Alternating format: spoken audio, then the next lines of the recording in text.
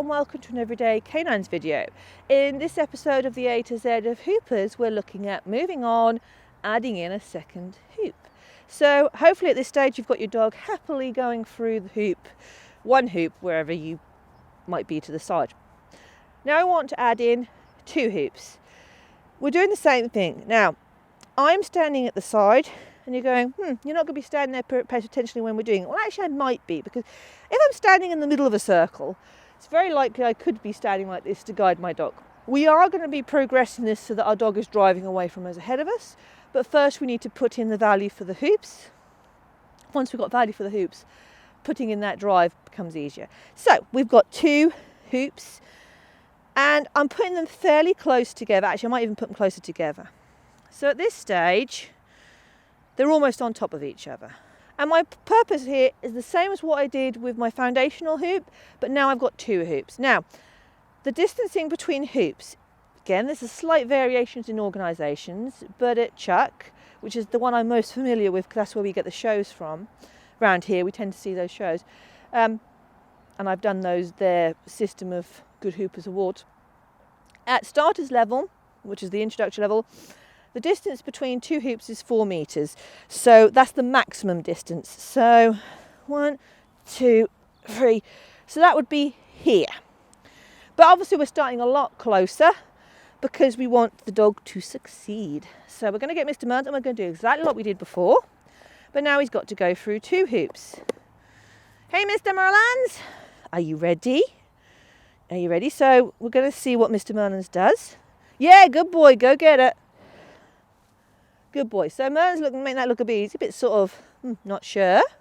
But that is awesome. Now I'm going to throw that one out and I'm going to quickly move that. So he's not seeing it move. I'm not setting him up. I'm just doing it while he's away so he's in the flow. And I moved it a bit further apart. Now Merlin has done this in the past. So it is not quite as new to him as it could be. But I find once you've got value for one hoop, this comes usually quite quickly. Nice. So what I don't want obviously is him cutting through the middle of me. So I'm doing it, as I say, this is just how we were doing with one.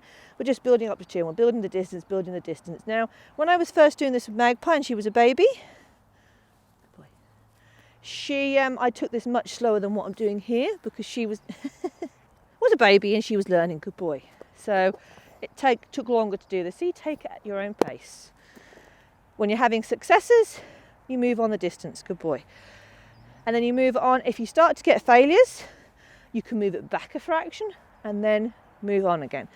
Ultimately, what we want to see is we want these spaced out at 4 metres or more.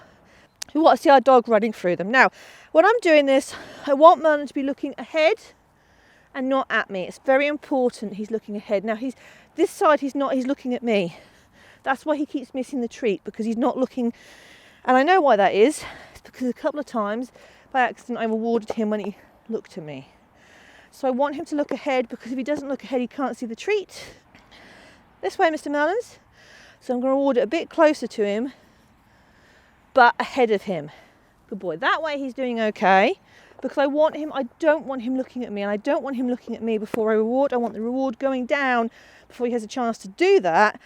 That way we're getting that forward drive, bless his heart. I am not sure how good his vision's on that side. Merlin has had a couple of strokes, so it's not obvious how good his vision is. Going to try and throw it through the hoop. Yeah, he got that time. So just building up so that he's moving ahead. Come here, my man. Good boy, wait. So that's what we're going to do with two hoops, keep building on the distance. Then we can add in a third hoop. Exactly the same, you do the same. You might find you need to put them close together again first off. Then move them out. Once you've got to 3, you should be able to start adding hoops without an issue. So now we've done this, we're getting value for 2 hoops. Now we're going to start to change our position, have them driving away from us. So that'll be in our next video. Enjoy this stage. It is such fun. And again, it's really easy training because you can sit back and do this. And because you're going to be doing all distance handling, you could do it sitting on a chair, you could do it there. And it's so nice to teach. Remember, do both sides. Don't just always focus on one side. I am this side because of the videoing. But you need to do that side as well.